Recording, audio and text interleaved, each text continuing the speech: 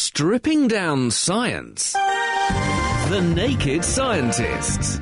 In this week's show, well, you've heard of sat-nav, but now meet bat-nav, because scientists have discovered that bats can find their way around using the Earth's magnetic field, and you can also send them off course with the help of a magnet, and we'll be finding out how. Also, there's new information about the deadly Ebola virus in Africa, more on that shortly, and also scientists have licked the problem of where to put an extraordinarily long tongue. We'll be introducing you to the animal that stores its tongue next to its heart. Hi there, I'm Chris Smith. Welcome to this week's Naked Scientists, and also here to help me out is Helen Scales. Hi, Chris. Yep, also this week we're exploring the science of the Big Bang and the birth of the universe with Cambridge University's Jerry Gilmore. We'll be flying across the surface of Mars with Peter Muller from the University College London, and also finding out how the sun can upset communications here on Earth with Juliel Delzana. And if you have any questions on any of those things or any general science questions for us, grab a pen and paper. We'll be giving you details of how to get in touch with us very shortly. And we've also got a very space-themed kitchen science for you this week, because we'll be recreating a meteorite impact. What you'll need to do if you want to have a go at doing this at home is a tray, some flour and some cocoa. And you'll also need some Maltesers or something round to chuck at it. Yes, try not to eat those Maltesers till we tell you what to do with them. And if you want to win a signed copy of Chris's new book, Naked Science, which is packed full of fun and funky science stories, then all you have to do is have a go at this week's teaser question. And we want to know from you, how hot is the surface of the sun? The Naked Scientists podcast, powered by UK Fast, the UK's best hosting provider, on the web at ukfast.net. Now, scientists this week have done an incredibly interesting piece of work with bats, because we knew that pigeons and certain types of fish used to find their way around the Earth by being sensitive to the Earth's magnetic field, and they do it by having bits of magnetic material inside their heads, and their nervous system can read how that magnetic material is responding to the Earth's magnetic field, and then it guides them. Well, now it turns out bats can do the same trick. There's a researcher called Richard Holland who's published a paper in this week's edition of the journal Nature, and what he's been able to do is to track bats and see where they go. And then what he did was to capture a series of brown bats in America, put them in a magnetic field for about an hour and a half before the sun set. So in other words, the bats use the sun to know which direction west is, and then after the sun had set, they let the bats go, and the magnetic field they put them in was 90 degrees to the Earth's own magnetic field, and all of the bats flew off in the wrong direction when they were trying to find their way home, and it took them much longer to get home than bats that had been just left to their own devices. So what this shows is that bats use the sun to work out which direction is east and west, north and south, and then they use the Earth's magnetic field when they can't see the sun to find their way around in the dark. Incredible things going on out there. I wonder what else we'll find that has these incredible senses to magnetic fields. But on a slightly different note, and slightly sadder note this week, I shall be talking about Ebola, one of the world's most virulent viruses, which might be wiping out the last few remaining mountain gorillas faster than was previously thought. Now, that's according to a study published this week in the journal Science by an international team of scientists led by Magdalena Bermejo from the University of Barcelona, who studied the deaths of gorillas in West Africa following outbreaks of Ebola among humans. Now, there have been repeated outbreaks of Ebola that have occurred in West Africa, where it is thought to have killed about 1,000 people since it was first discovered and recorded in 1976. Now, Ebola causes massive internal bleeding and internal and external bleeding, known as viral hemorrhagic fever. Chris, am I right on that?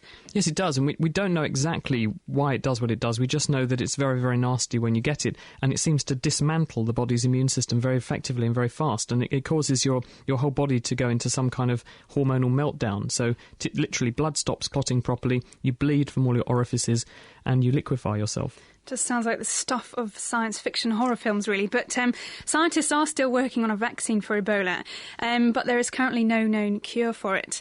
Now, back in 2002 and 2003, there were several outbreaks of Ebola among humans in Gabon and the Republic of Congo. And now, while we know that gorillas and chimpanzees were known to die from Ebola around that time, researchers have now confirmed that this was linked to a massive die-off of gorillas in a nature reserve in Congo. And using data from that nature reserve, they've also estimated that across the region, an estimated 5,000 gorillas were killed. And that's about a quarter of all the gorillas that live in the world today. So this really is much more of a problem than we previously thought. And quite possibly the most worrying thing about the study that's come out of this is that the discovery that gorillas appear to be transmitting the diseases amongst each other much faster than they do in humans, and that they're not just catching the disease from other animals. We already think it's suspected that the gorillas are catching Ebola from eating other animals like fruit bats that have the disease. But by spreading it amongst themselves, really, it's sort of spreading through the population at a much more rapid pace than we thought before.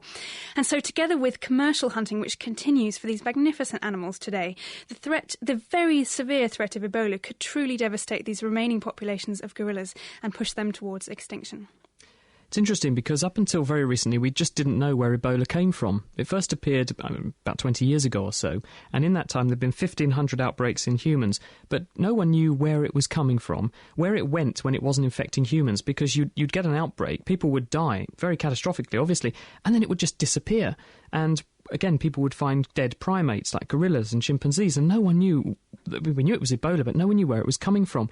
And in the end, to get to the bottom of it, earlier this year, a group of scientists in the part of Africa that you mentioned, in Gabon and Cameroon, they started just going to areas where there had been an obvious Ebola outbreak, and then they set traps and they caught every animal they could in a 2-mile or 3-mile radius around an area where they found these dead animals. And they did tests on blood from the animals they caught for things like antibodies against Ebola, and they also looked for the Ebola genetic material itself. And the only animal they found, which was robustly positive every time, was a fruit bat.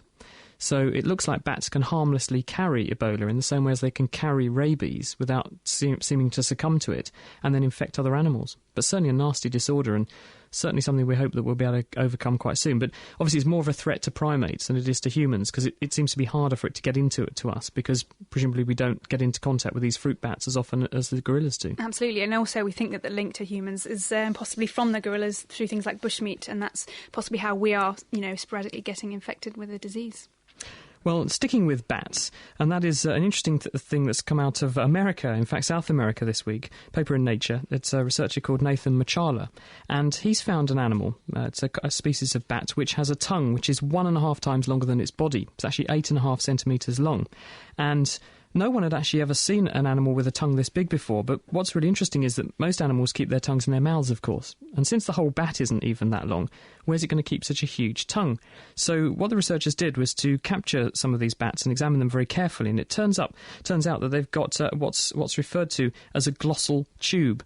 Now this is a special pouch of tissue that goes from the back of their throat down behind their breastbone and in front of their heart. And so when they wind in their tongue, having used it for whatever they do with it, then they slide it back down the back of the throat into this glossal tube and in front of their heart and between their breastbone. Why do they have such an enormous tongue? Well, it turns out that by catching them and analysing pollen on their fur, the researchers tracked down a certain kind of flower that these bats pollinate. It's called a Centropogon nigricans, which lives in the Andes. And these flowers are incredibly long. They're long trumpet-shaped flowers, and you need an incredibly long tongue to get down the nectar duct to get to the nectar at the bottom.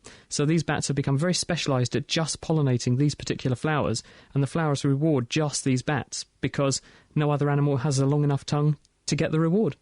Co-evolution is a wonderful thing and has led to many strange associations, as we find, between insects and plants and bats and plants. And another wonderful thing in the natural world, which I'd like to just end on a slightly more upbeat note from my last news piece. Now, has any of you been watching on TV or perhaps over the internet the BBC's latest natural history documentary, Planet Earth? Chris, have you been watching it? I have. I've been transfixed every week, actually. I always take my hat off for those kind of programmes, because when you actually see the behind-the-scenes look at how long that poor guy had to hide in a hide to capture say, 30 seconds of that bird doing what it does. And it took him 9 weeks of that. Absolutely. You just have to take your hat off to those people. Yeah, and I think, I've seen it all before. I'm a biologist. But no, they keep on amazing us. And particularly, I don't know if anyone saw an episode a couple of weeks ago about the shallow seas, in which they revealed how dozens of swarming sea snakes went hunting with 2 other species of fish together, an incredible cross-species phenomenon that was only very recently discovered on a remote island in Indonesia. And it was certainly news to me, and I thought I knew about the seas.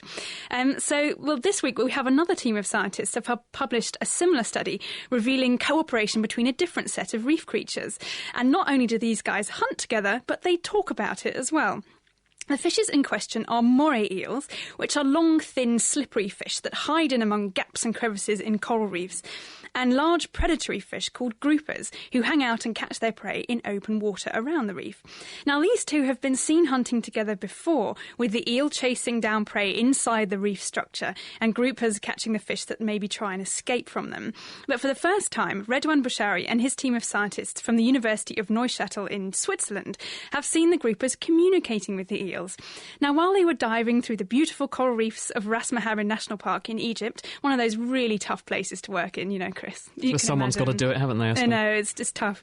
But they were there, and they actually noticed that the groupers were approaching up these moray eels and repeatedly nodding their heads from side to side, which is a very odd movement that apparently no one else had noticed before, and I've certainly never seen it with the times that I've been diving on reefs, and I've seen moray eels and groupers lots.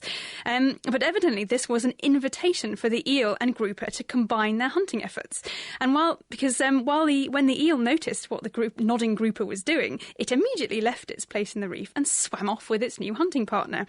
Now, the team noticed this quite a few times, and they did various experiments to see that this was really what was happening. And they also noticed that when the grouper chased a fish into the reef, it would stand on its head and pinpoint in the right direction for the moray eel to go and get it. So what does one get out of its relationship with the other? Because usually when animals of different species or organisms of totally different backgrounds work together, there has to be a perk for both. So what are the perks? Well, I think they've shown really that the groupers are benefiting from this, because it tends to be the groupers that haven't had much success maybe in that particular day in catching any fish. And they show that the hungrier they are and the less success they've had earlier in the day, the more likely they are to go and find a moray eel and persuade it to go hunting with them. So clearly it kind of gets a bit desperate and thinks, well, I may as well try hunting with a moray eel. They haven't actually been able to show that the moray eels get any more food, because they actually haven't been able to find any moray eels that aren't associated with fish catching any fish themselves. They can't be able to quantify quite how successful morays are on their own. But we think there must be some link, that they must be doing better off hunting with this other species.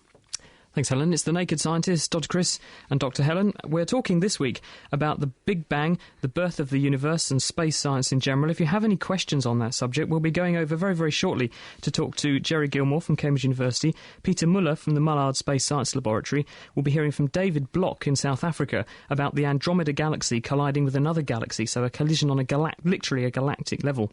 And also Giulio Delzanas here from the Mullard Space Science Laboratory to tell us a little bit about the sun. And on a very sunny theme, that's the nature of our teaser this week. You could win a copy of my fantastic book, which I've got out just in time for Christmas. It's called Naked Science. Lots of fun and funky science facts in there. And I'm going to give you a signed copy if you can answer this question. Closest to the right answer wins a prize. How hot is the surface of the sun? The Naked Scientists. Supported by the Wellcome Trust.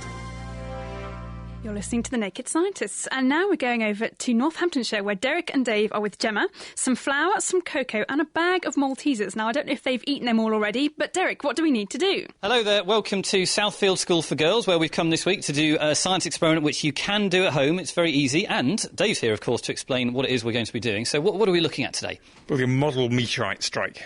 A model meteorite strike. So I'll bet you want to try that at home, basically. It sounds very cool. OK. Also, we've got a volunteer from Southfield School for Girls who's come down to actually do the experiment. So could you tell us your name and what year you're in, please?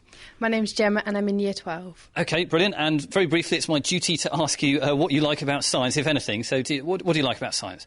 I find it really challenging and exciting at the same time. OK, in any particular area you like?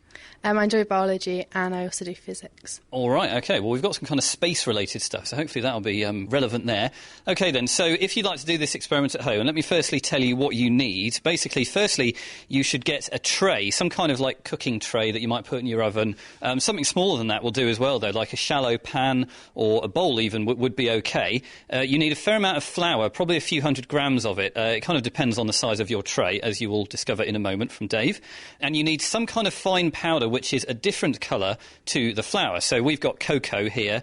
Custard powder would probably do as well. And finally, you need some small round things that are about the size of Maltesers. We actually do have Maltesers here, but you could use other things as well. And I'm sure you've got some things in your home for that. So Dave then is going to instruct us what to do, and of course instruct Gemma what to do as well. So what have we got, Dave? Well, we're going to build a model of what would happen to the Earth if it got hit by a huge meteor. So we're going to lay the flour into the tray. You don't want to make it too compressed, so maybe sieve it in or give it a good mix-up to get some air in there. Yeah, so get a fork or something and just make sure it's quite fluffy. Yeah, OK. And how deep should it be in the pan? At least about an inch, I'd have said. OK, an inch of flour in the pan. OK, and then what do you do? We want to model sort of the surface of the Earth so you can see it's a different colour and so we can see what's been moved up from underneath. So if we sieve some cocoa powder onto the surface, we'll be able to see what's happening a lot better. So that would be a bit like the cocoa is the topsoil or something like that, I suppose. OK, and we've actually set up the tray with about an inch deep of flour in it, and we've also got a sieve and some cocoa, which we would like Gemma to do. So, Dave, would you care to instruct Gemma? Just sieve a thin layer of the cocoa over the top. OK, we've kind of got a good sprinkling there, but should it actually obscure the flour completely, Dave? You want to make it very obvious if there's flour on top of it, so get a good dark covering. It's kind of starting to look rather tasty in a strange sort of way. Does it look like any particular food to you? Looks like I can make a cake from it. It does actually look quite good. Maybe like tiramisu or something. OK. And finally, what do people have to do with this?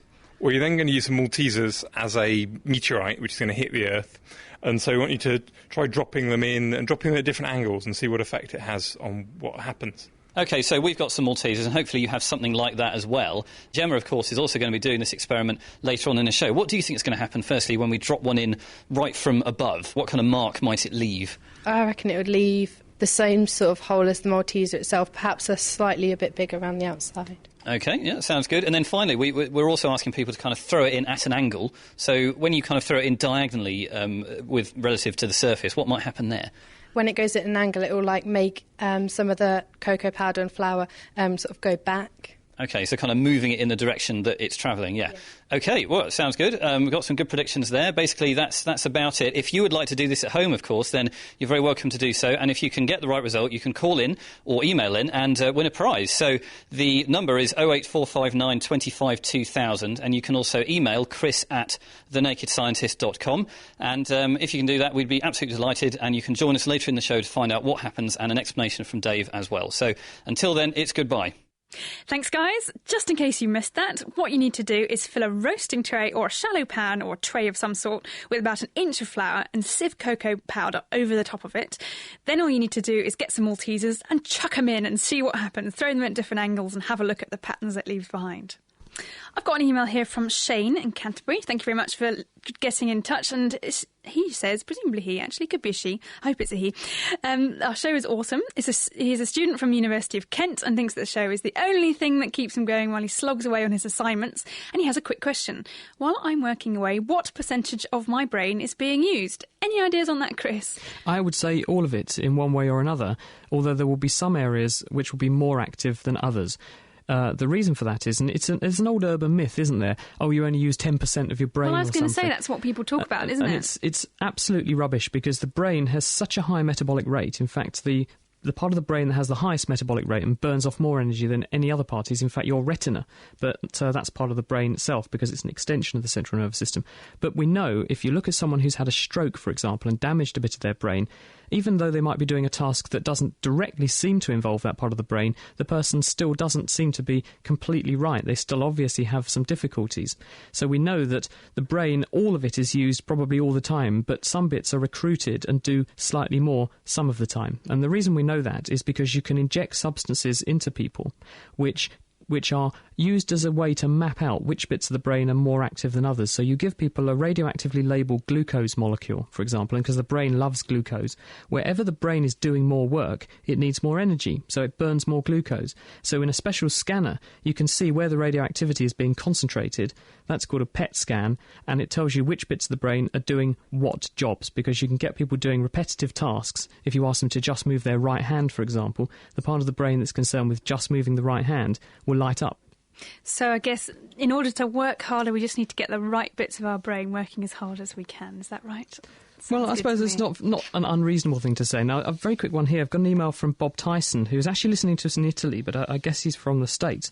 And he says, on last week's show, you were talking about polonium-210 being difficult to obtain, but in fact anyone can buy easily. In the US, there's a product sold for neutralising static on lenses and laboratory equipment. And by using polonium-210, you can irradiate surfaces and allow static charges to disperse. It's called Static Master. I think it's been on the market for a very long time. He says they cost $30 a piece. I've also tracked down a vendor in the UK.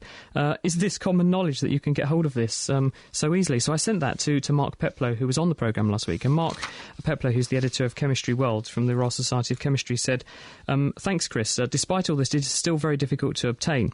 Basically, you'd need to spend millions on buying thousands of these units and then purifying all the polonium before you came up with a decent amount. By decent amount, he means enough to kill someone with, I think. But he says basically it'd be the same for using americium, which is the stuff you find in smoke alarms. He says most polonium used in devices is electroplated onto a metal base, and that's a bit like saying that silver-coated forks are a good source of silver. They're not, because you'd have to melt the stuff down and then go through a very complicated separation procedure to get it away from the steel once it's been electroplated. Thank you very much, Mark. So that's Mark Peplow, who's the editor of Chemistry World. Laying the facts bare, The Naked Scientists. It is The Naked Scientists with Dr. Chris and Dr. Helen. Don't forget that coming up very shortly we'll be talking about the science of the Big Bang, the birth of the universe, where we're going, where we've come from. Is the universe expanding? And if so, as many people keep asking us, what is it expanding into? Your thoughts, 08459 25 2000, text 07786 20 1960, or email chris@nakedscientist.com. Now, over the next few weeks, our own Naked Scientist Anna Lacey is going to be taking a look at the science of colour, and for the first part of the series, she's taking a look at the basics of colour and colour in nature. It's an autumn morning in the fenlands of Cambridgeshire. The grass is green, the sky is blue, and the leaves are turning orange, red, yellow and brown. It's the time of year when colour really does seem to be all around us. So over the next few weeks, I'm going to be looking at the science of colour and how it plays a crucial role in everything from nature and fashion to medicine and psychology. But to start at the beginning, what is colour? From the Institute of Astronomy, here's Cambridge University's Barclay Zich. Before we think about colour, we need to actually think about light. So in our solar system, the source of energy is the sun, and that produces energy in the form of electromagnetic radiation. Now, electromagnetic radiation can be split up into wavelengths. And at the shortest wavelengths, we have things like X-rays. Then we have UV light, which is ultraviolet, visible light from blue through to red as we go to longer wavelengths. And then we have what we call the infrared and finally radio waves. Now, these can all be split up separately, but in the visible light, together we view as white light. But if the light coming from the sun is white light, how is it that all the objects we see around us are all these different colours? Well, when white light comes from the sun and hits an object, some of the wavelengths of light are absorbed by that object and others are reflected. And it's the ones which are reflected into our eyes that we see as colour. But with so much light bouncing around, how do our eyes manage to make sense of it all? Here's City University's Professor of Visual Science, Ron Douglas. In the human visual system, the cornea and the lens form an image on the light-sensitive retina. The retina is made up of many millions of nerve cells, and two of these nerve cell types, the rods and the cones, are the photoreceptors. The rods are used in low light levels, whereas the cones are used at high light levels during the day, so they're the photoreceptors that underlie colour vision. Within them, they have pigments called visual pigments, which absorb certain areas of light. So we have three cones, one that absorbs at short wavelengths, which we would perceive as blue, another class of cone which absorbs basically green, and a final one which absorbs in the yellow part of the spectrum, although we usually call it our red cone. But why can we only detect such a small part of the electromagnetic spectrum? Why isn't there a colour UV, for instance? And what's stopping us from copying Superman and evolving X-ray vision? We can't see ultraviolet because our lens absorbs ultraviolet. And I think the reason is that we actually live to be quite old. And ultraviolet is damaging, and this damaging effect is cumulative over time. So in humans, because we live to be 70 or 80, we would basically go blind if we were sensitive to ultraviolet light. However, nothing is sensitive below the ultraviolet, that is, for example, X-rays, because biological tissues do not transmit such short wavelengths. With X-ray specs out of the question, let's come back down to earth in the green grass of Cambridgeshire. From what we've heard, we can say that the grass is green because it reflects wavelengths in the green part of the spectrum. But what does the grass do with the colours that aren't reflected? Here's Dr. Alison Smith from the Department of Plant Sciences at Cambridge University. It absorbs and then uses the energy of that light to do photosynthesis, that is, to take the light energy and turn it into sugars. The molecules that do the absorbing are chlorophyll molecules, and there are electrons in the molecule of chlorophyll which get excited, and those electrons are dancing around and they transfer eventually from chlorophyll to another compound, and that compound then can be transferred through the metabolic reactions in the plant, and it allows carbon dioxide to be fixed and turned into sugars. Each year, plants make an estimated 10 billion tonnes of chlorophyll, but production clearly drops off during the red and orange autumn months. So why do leaves change colour? In autumn, what happens is the plant wants to get its resources that are in the leaves and then store them over the winter. But chlorophyll, it can't do it with chlorophyll and just leave it there because it's a dangerous molecule because it absorbs light. It can have phototoxic effects. And so it breaks down the chlorophyll and turns it into a colourless molecule and stores that. And then what you see is the other pigments which are present in the plant, which are red or yellow or whatever. So while the natural world glitters in green, red and brown, our attention now turns to the dazzling hues of the man-made environment. Next week, I'll be delving into the dye industry to find out about the man who made purple possible and how hair dye helps millions of people to hide those dreaded greys. Thank you very much, Anna Lacey from The Naked Scientist, finding out about the science of colour. If you have any questions for us, very shortly we're going to be blasting off from planet Earth in search of the origins of the universe. 08459 25 2000, email chris@nakedscientist.com, or you can text in on 07786 20 1960 if you've got any questions. Fancy listening to The Naked Scientists in your bed, on your way to work, or even at work? Why not subscribe to our podcast? For more information, visit nakedscientist.com/podcast. Time now to head stateside across the Atlantic and to join Bob and Chelsea for this week's Science Update. This week for The Naked Scientists, Science Update goes to outer space. And it sounds just like this. I'll be telling you about the telescope that's going to take over for the Hubble Space Telescope. But first, Chelsea tells us what scientists are learning about what stars and planets are made of. Scientists have found a new ingredient in the increasingly strange and complex interstellar soup. It's a negatively charged molecule, meaning it's managed to hold on to an extra electron despite being assaulted by radiation that would tend to knock it off. Astrophysicist Patrick Thaddeus of the Harvard-Smithsonian Astrophysical Observatory says it's the first of its kind found in the large molecular clouds that percolate in space. These molecular clouds are very, very deep importance because essentially all star formation occurs in molecular clouds because they're dense and they tend to be rather cool. And so these are the factories out of which stars are being made continuously in a galaxy like ours and presumably over the whole face of the universe. They've already found the molecule in 2 clouds and expect to find it and possibly other negatively charged molecules elsewhere.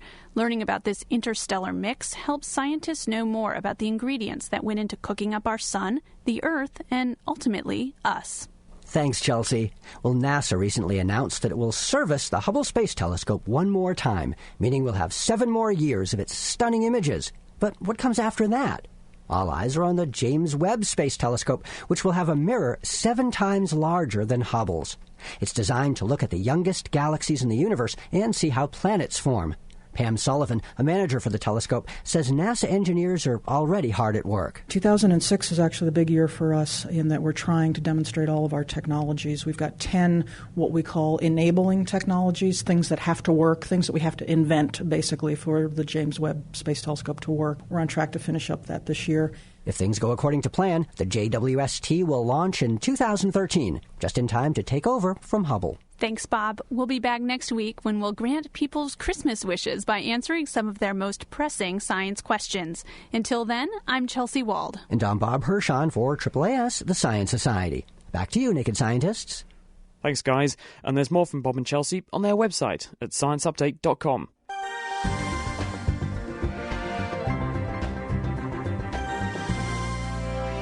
Here's Dr. Chris and Dr. Helen, and we're joined this evening by Jerry Gilmore, who is the Deputy Director of the Institute of Astronomy at Cambridge University. Hi, Jerry. Thank you for coming in. Hi, Chris. It's Good great to to have you here. Now, we were just chatting there because I have to say hello to everyone who's listening on Radio Europe, REM-FM. One of the places where that means we're being broadcast is the Canary Islands, and it's a place where you do a lot of your observations because you have telescopes there, I gather. Yeah, that's right. It's the UK, actually, plus Spain and various other countries have really big observatories on top of the Canary Islands. Nice, dry, sunny places.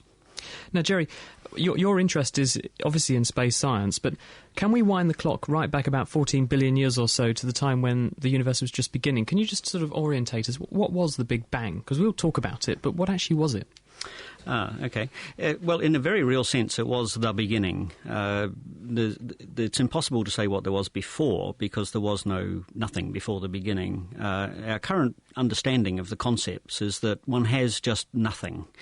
And nothing is a bit like the number 0. You can think of the number 0 being at the bottom of all the numbers and you count 1, 2, 3 off for as far as you go. But it's also at the top of all the negative numbers, -1, -2, -3 and so on. And so having nothing, having 0, isn't actually the same as not having anything at all. And when you have just vacuum, just energy, you actually have this real tense balance between all the positives and all the negatives. And occasionally, when you have that much tension pulling against itself, you get a little imbalance somewhere or other.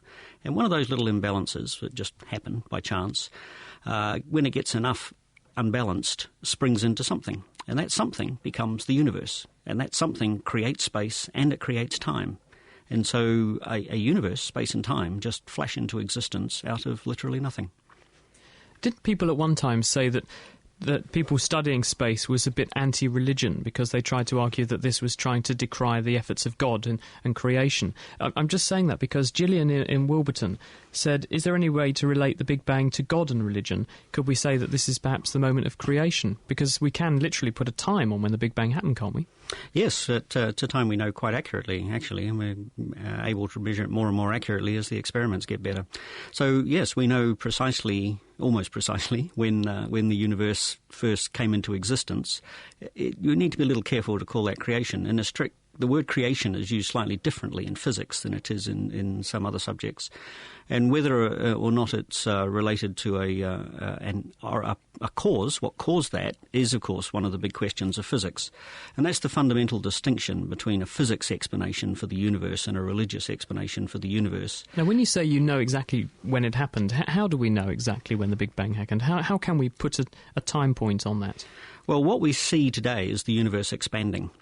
It's getting bigger and bigger all the time. And so we can just measure that speed of expansion directly. In fact, we can measure it directly all the way back to the time when the universe was only about 270,000 years old. We have quite accurate measurements all the way back to then. And it's very easy then to extrapolate the last little bit, the last quarter of a million years. So from that we can actually measure directly. Now that's because there's a special thing about astronomy. It's totally unlike biology or any other subject. Is that when we look out in the universe, because light is travelling at a finite speed, what we're actually doing is looking back in time. So when you look at the sun, you see the sun as it was 7 or 8 minutes ago. I'm not sure of the number, but whatever the number is. When you look out to stars that are light years away, we use the term light years. We see them as they were years ago. When we look back to the earliest galaxies, we see them as they were 10, 12 billion years ago. So we're actually seeing them. The light left them. It's like a video picture coming through space towards us that we just see today.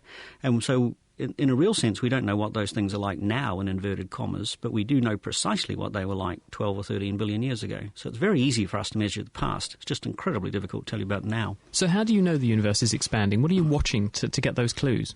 Okay. It's basically all you need to do is measure a distance. And distance is hard, of course, but there are some objects whose brightness is known, and so we call them standard candles. They're particular types of star or exploding star or types of galaxies or whatever. There's lots of technical stuff. It doesn't matter much. And when you see something that you know how bright it really is, and you measure how bright it seems to be to you, you can very easily work out how far away it is. It's just the old inverse square law. And so that's most of what cosmology is about. You measure things that you know how bright they really are, you measure how bright they seem to us, and you work out how far away they are. And you measure, it's very easy, we measure their Doppler shift. We measure how fast they're moving away from us. And so we see, just experimentally, that as we look further and further away, things are moving faster and faster, and that just is a definition of an expansion. So what's actually driving the expansion? Obviously there was a big explosion for the Big Bang, but something must be continuing 14 billion years later or so to be pushing these things away. What's doing that? Well, that's a non-trivial question, actually. But yeah, to start with, the universe just had enough energy from the Bang. Bang was a term invented by Fred Hoyle here in Cambridge, and is a rather derogatory term, but turns out to be more accurate than he realised. It really was an explosion, and the energy of that explosion just threw the space-time out at a very high speed. It slowly slowed down under its own weight. Its own weight was pulling it back, and it, in principle, would keep slowing down and slowing down and slowing down. So is it growing at the speed of light, or faster? That's another slightly non-trivial question. Yes is the answer, is the outer parts of the universe are always growing at the speed of light. But you need to be careful there, because there's two sorts of universe. One is the universe that we can see, the observable universe, the stuff that we can know about, and that is definitely growing at the speed of light. But there's also whatever else might be out there that's beyond our horizons, and so one needs to be a little careful. People tend to confuse those two concepts, as do most of my colleagues, I must say, and myself quite frequently.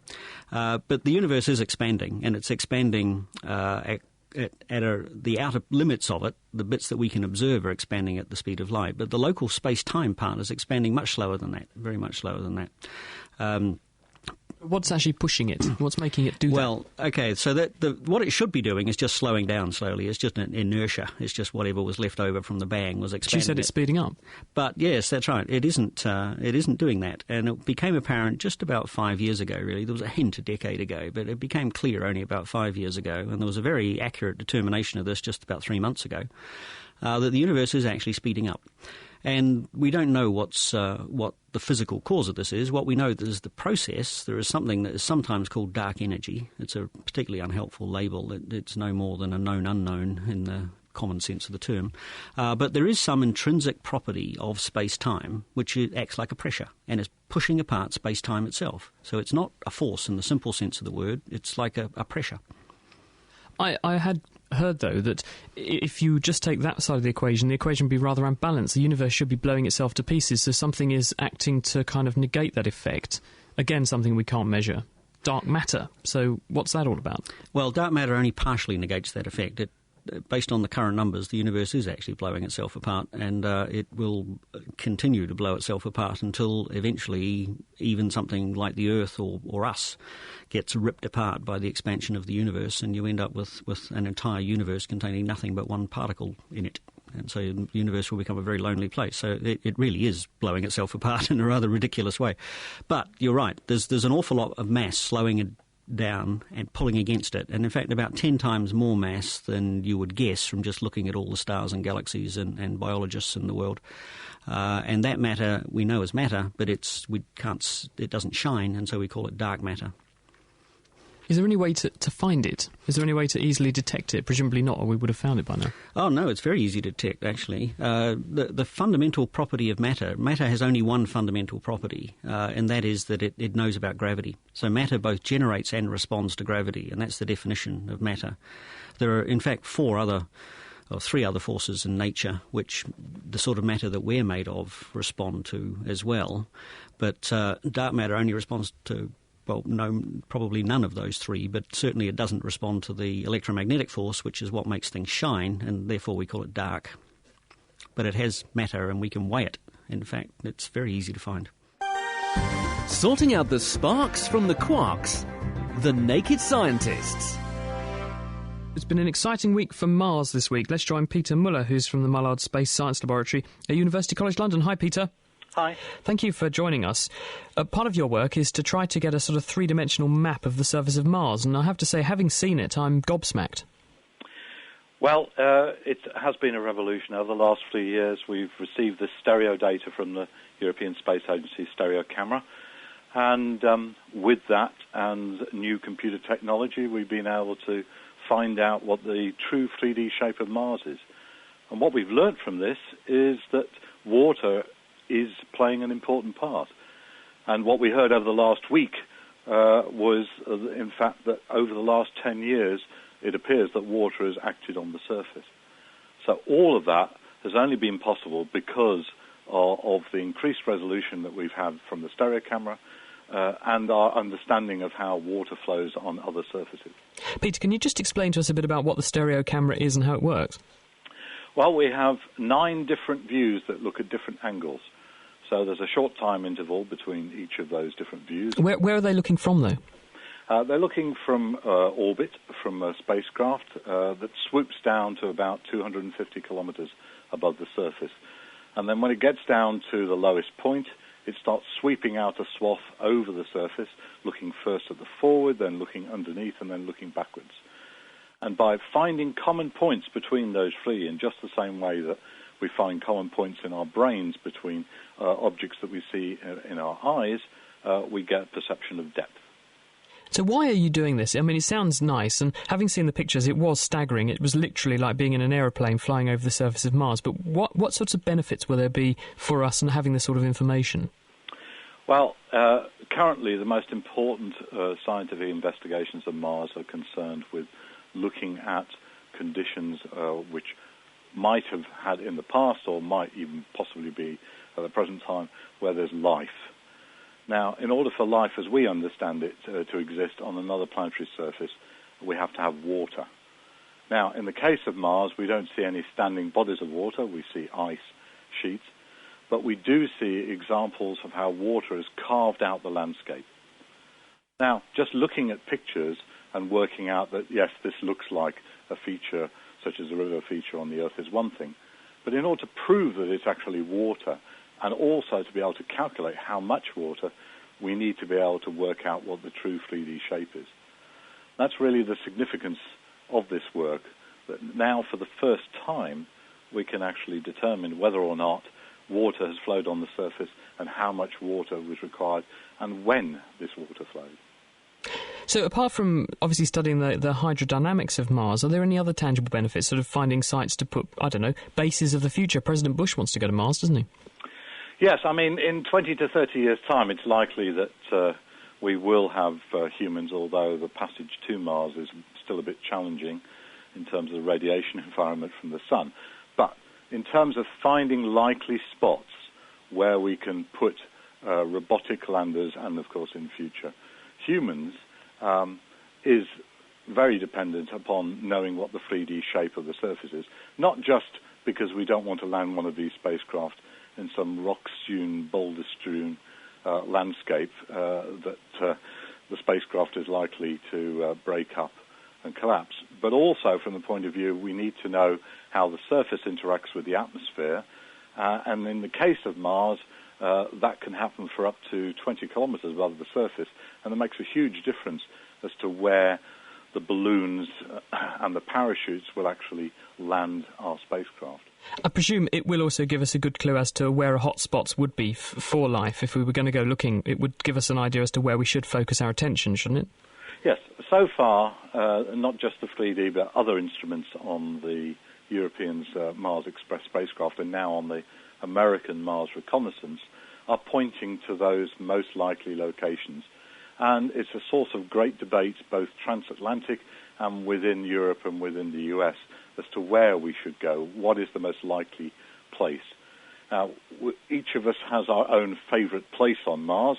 My favourite place on Mars is a place that we believe there was a large frozen sea of pack ice that we saw about 18 months ago, and it was reported in the literature.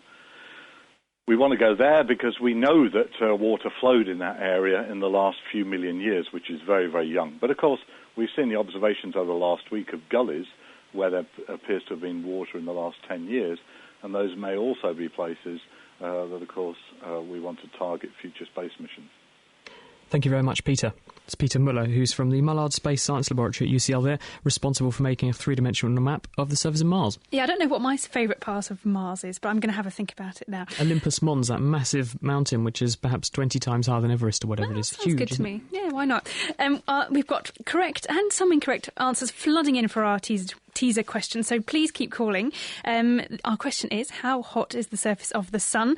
Quite excitingly, we've got an email here with the correct answer from Bill in British Columbia in Canada. So we will put you on the pile of people who got it right. Lots of other people are really very close, so we may well have to pull a name out of the hat, including Amanda in Kettering, Trish in Kings Lynn, and strangely, Corridor in Leiston got the wrong answer, but equally as hot as Pat in Chelmsford. So sorry, not quite. Stripping down science. Okay, let's do it. The Naked Scientists.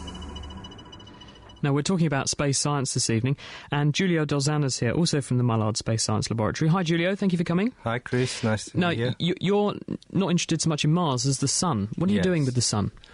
Well, I'm interested in the solar atmosphere. It's funny enough, I'm Italian, but I left Italy to study the sun here. So I've been looking at the sun almost every day. Not the newspaper? No, not the newspaper. On the solar atmosphere in the last 10 years since I've been here in this country, thanks to the SOHO especially, you can see all the atmosphere. SOHO being this SOHO mission? being the satellite that was launched in 1995 that has shown us everyday images of the solar atmosphere. What are you hoping to learn by doing that? Studying mainly, yeah. So using SOHO, what's the sort of mission aim? What are you trying to find out? Well, basically we're trying to find out everything, the basics about the solar atmosphere. We still don't know the basics in terms of why it's so hot, the atmosphere. It's much hotter than the solar surface. We still don't know. We still don't know what are the processes that accelerate basically all this stream of particles that are coming out all the times from the sun and they reach the Earth. And this is the solar wind? This is the solar wind, yeah. Because it's, what, a 1,000,000 mile an hour maelstrom of ionised material, isn't it? Yes, it's ionised gas streaming across and passing through the Earth and throughout the whole solar system and creating all these wonderful displays of the auroras on the Earth, but also on all the planets. So the northern lights and stuff is down to that? That's right, yes, to the fast solar wind, but mostly. But then especially thanks to flares, when these big events are happening, then these big displays are happening.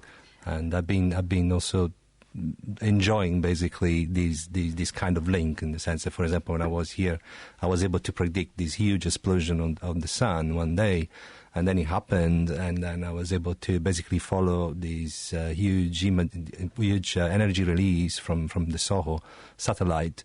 And then I was able to predict, we knew there were going to be huge auroras, so then I was very excited after 1 day and a half. Why do you actually get the Aurora Borealis, the northern lights? What's actually happening to make them? Well, what happens is that there is this all this huge stream of particles that are coming together with these coronal mass ejections. It's just huge masses of gas, about 10,000 million tons or something like that, huge amount of ionized gas that is passed streaming towards the Earth, and then all these energetic particles, they get trapped into the magnetospheres, and then they follow basically the magnetic fields that we have on the Earth, and so they stream down, and then basically they decelerate, they interact with the upper atmosphere, and they ionize our atmosphere, the ionized nitrogen and oxygen atoms, and they show these colours, very wonderful things in the north and south. I was wondering, I've never seen the Northern Lights, and I would love to see that, but you have to go, I believe, to either the North or South Pole to see them, and why is it that the only place that we see them? You can see them in Scotland, can't you? Okay, but northern and southern parts of No, it's because normally when the sun is quite normally active, that's where they are. You have these ovals which are very close to the north and south poles, and they're all the time. Is that just because that's where the magnetic field is dipping into the pole, so it's drawing everything down? That's right. When you have a flare, even not a big flare, all that gets disrupted, so you can get them to much lower latitudes. You can see them even almost towards the equator in some exceptional circumstances. And I saw them here in Cambridge just because there was this flare they had this coronal mass ejection directed towards us. And that was very nice. And so they're easy to see, actually, if you know when to see and you have the right kind of combination. I suppose one benefit of studying the behaviour of the sun is that it will enable you to know when communications on Earth might be likely to be affected. Is that because satellites that we're using for our communications are also being bombarded by this radiation, and this can cause problems? Yes, indeed. Yeah, that has caused problems. Mostly, well, to start with, you have these energetic particles that come after just a few hours. You have first the light that comes in 8 minutes, and you have all these X-rays and all these very dangerous stuff, especially for humans in space. They can get basically fried, basically they can get grilled. But then you have, after a few hours, these very energetic particles that swamp basically all the detectors and everything, and they can cause damage. Plus, also, you have, after one day or something, you have these bubbles of gas passing at high speeds, and they've been known to cause troubles to satellites. They've even shut down satellites. The last one was in 1997. But in the past, there have been a lot of cases of this. They can shut down satellites. They can cause trouble. And, of course, other problems is that all these X-rays, they form our ionosphere, basically, and they regulate the whole of the upper atmosphere. So when they happen, basically, they can affect all the transmissions, for example, the radio frequencies, and they can change a lot of things. Thank you very much, Giulio. That's Giulio Delzana, who's from the Mullard Space Science Laboratory. They're looking at the sun and its behaviour and how it can influence our planet here on Earth and the communication systems by influencing satellites and the systems of satellites out in space around the planet.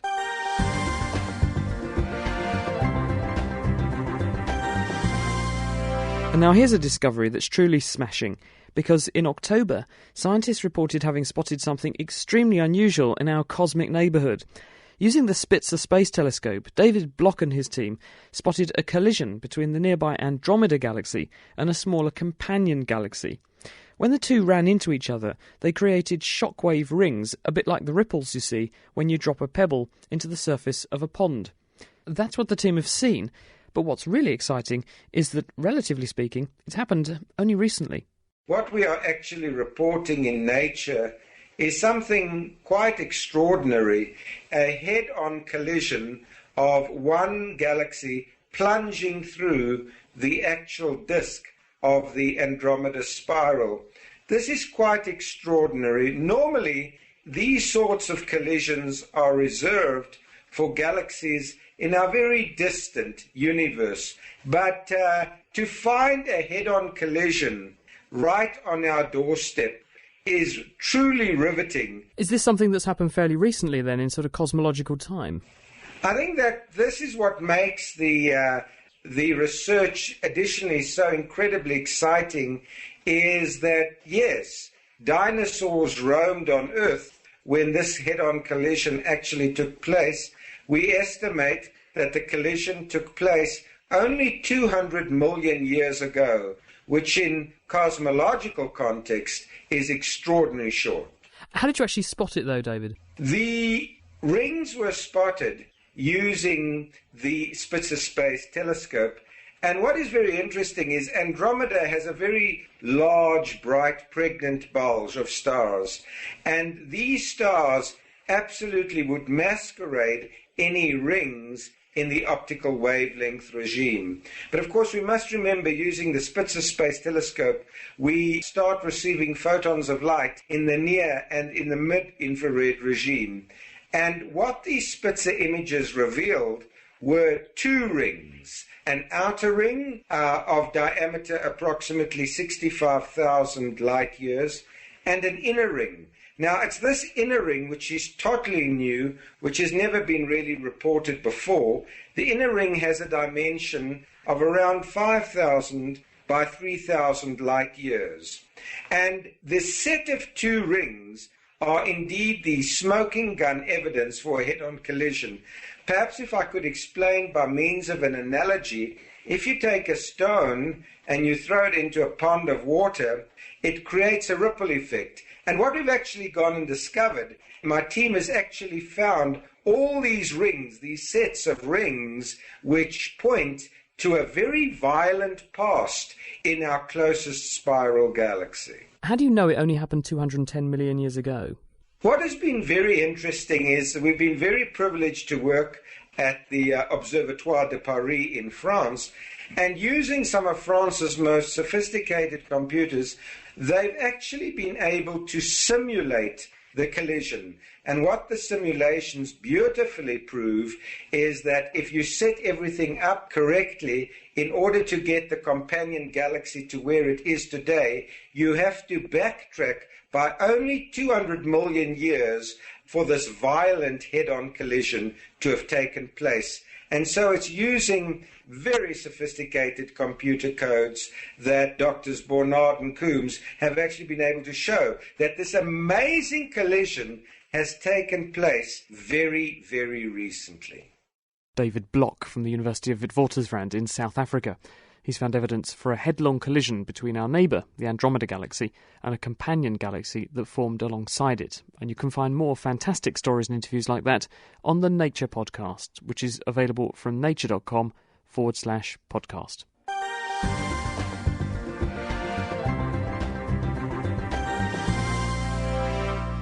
Well, let's now head back to Derek and Dave and Gemma in the kitchen and find out what happened when we made our own do-it-yourself meteorites. Derek. Hello there and welcome back to Southfield School for Girls, where we are ready to simulate a meteor impact on the Earth, no less. We've actually got a tray full of flour, about an inch deep, and then we've covered it with a layer of cocoa, basically, so it's a nicely different coloured powder on top. And Gemma from the school is here ready to do it, and also Dave to instruct her. So, Dave, what do we do first? First of all, just take a Malteser, lift it up maybe a couple of feet above the thing and drop it and see what happens. Ooh. That was quite interesting. The Malteser's gone about 2 centimetres down into the flour, and all the white flowers then come on top of the cocoa powder, spread out about 5 centimetres in range, like diameter. OK, so what have we got there, essentially? What have we made in a very miniature way? We've made a mini crater. We have indeed. OK, so there we go, Dave. We've managed to create a crater. What's actually happening here? Why is it that we've seen the white flower from below is actually what's on the kind of edge of the crater, the inner edge, and then it goes brown? Or when you drop the Malteser, it's slowly gaining kinetic energy as it's falling down towards the Earth, as a meteorite would do. And when it actually hits, all that energy's got to go somewhere. In a real meteorite, some of that will go into like sound and heat and melting things, but some of it just goes into throwing stuff around. So you can see the stuff dug up from quite deep, spread all around the outside. OK, and why is it then that the white powder, as it were, the earth from underneath the surface, has actually ended up at the edge of the crater? Well, the brown stuff from the surface will get thrown around as well, but near the edge it's going to have just thrown up so much deep stuff that it goes white around the edge, and it will also tend to lift up the edge of the crater, which is why the rims of craters tend to be lifted up. OK, now then, we've got another condition which we can try, which is... If you'd like to try throwing one at about the same speed but at an angle and see what happens. OK, here she goes. It's kind of like throwing darts but kind of diagonally downwards. OK, here we go. All right, and what happened there? OK, so now all the flour has actually spread out in the opposite direction. None of it hasn't gone around, it's just gone forward. It's all white and it's spread out a lot further than the one that I just dropped vertically. So, yes, as Gemma says, we've got not a symmetrical crater, I suppose. It's actually sprayed out quite a lot of the flour ahead of... it's gone in the same direction that the Malteser was thrown in. So, yeah, Dave, why has that happened, firstly? Because the Malteser has got a lot of momentum in one direction, it will tend to transfer that momentum for stuff which it's throwing up and tend to blow it forwards, basically. OK, so we've been trying to simulate what happens when a meteor hits the Earth. So is this actually, quite similar, I suppose? I mean, we're dealing on a much different scale here, but how is it similar? It's a similar process. A meteor will hit the ground, it will vaporise things, it will blow lumps of it about. Most of it will be within a kilometre or two, but some of it can be spread thousands of miles up into the stratosphere. OK, so meteors hitting the Earth, obviously a much larger scale and much larger energy involved. Now then, we've also tried throwing one in at an angle, and I suppose most meteors must come and meet the Earth at an angle because we can hardly expect them to actually hit the Earth dead on. And yet, do we always see craters like the one we saw when Gemma threw it at an angle? You very occasionally get craters which aren't symmetrical, but that's normally when they're coming in at a very, very small angle. Normally they're circular, because the size of the meteorite compared to the size of the crater is tiny, because these things are coming in at maybe Mach 25, so 20,000 miles an hour. And so they've got an immense amount of energy. So basically, once they've hit the ground, it's like a nuclear bomb going off. There's a famous meteor crater in Arizona, where a 50-metre across asteroid hit the middle of Arizona, and it's blown a crater about 1.2 kilometres across. It's about 2.5 million tonnes of TNT going off all at once. OK, so in order for Gemma to actually simulate what happened in the Arizona crater, then we would need her to throw it at, 20,000 miles an hour or something? If you throw it incredibly hard, you might be able to get a more symmetrical crater, but you'd also get a lot of a mess. Yes, absolutely. So how do you fancy going up for 25 times the speed of sound, see what you can do?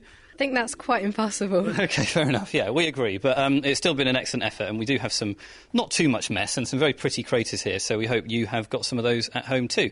How do you like the experiment anyway, Gemma?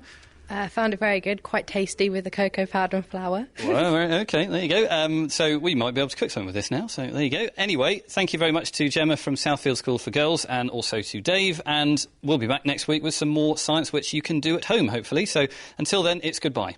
Thank you very much, Derek. And in fact, coming up this week, you're going to need an ice cube and some thread and some salt and possibly a bit of gin and tonic as well, or something like any old alcohol will do. Some aftershave will work too if you need that. So that's next week's Kitchen Science. But anyway, Helen, how's it going on the quiz front? We have had a bumper crop of correct answers, especially as we gave you about 1,000 degree plus or minus on your correct answer. But we had Jerry in the studio randomly pull a name out of the hat, and it just so happened that it was Corridor who rang us back with the right answer. Thank you so much for that, Corridor and Leiston. You've got the right answer, and I'll hand it over to Julia to perhaps tell us what we should be looking at for the temperature of the sun. So how hot is the surface of the sun, Julia? It's approximately 5,700 degrees, plus or minus, depending on what you're looking at. And how do we know that? Well, we know that by measuring basically the intensity, the radiation of the sun at different wavelengths, and we can see that it follows the rules of the theoretical rules of the black body, and from that we know from the quantum mechanics that basically we can measure these numbers, and we can see that on average that's what we get. And the peak emissivity is of course in the yellow, but that's the visible light. But that's why the sun looks yellow. Yes. Thanks ever so much to everyone who called in, but keep on listening. And next week, perhaps you'll be the right one out of the hat. Andy is on the A120. Hi, Andy. Hi, mate. We've got a couple of minutes left of the programme. You want to talk to Jerry. What's your question? Yes, please. The Big Bang Theory. What went bang? Jerry, simple. That's a good question, yeah. Well, the answer, strangely enough, is nothing.